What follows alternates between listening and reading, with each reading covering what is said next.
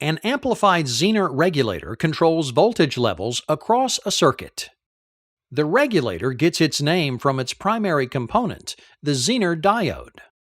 The Zener diode is a fixed diode that maintains a given voltage value no matter what the unregulated DC input might be.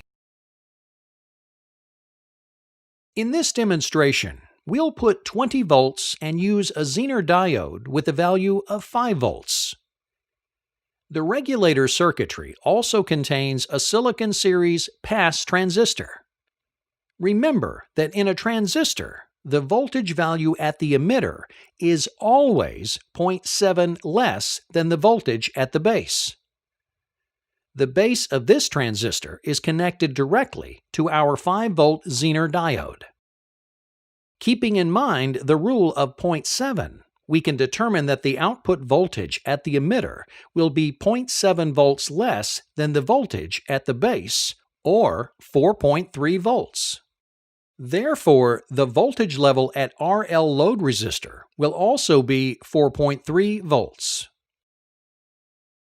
This variance in voltage levels facilitates the flow of current through the circuit. Now, if we change the Zener value, observe how the transistor drops the value down 0.7.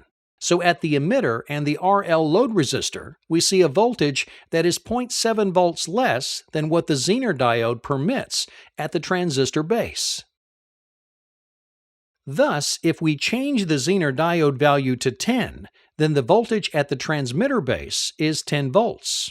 After passing through the transistor, the voltage drops to 9.3 V, resulting in a 9.3 volt load at the RL resistor.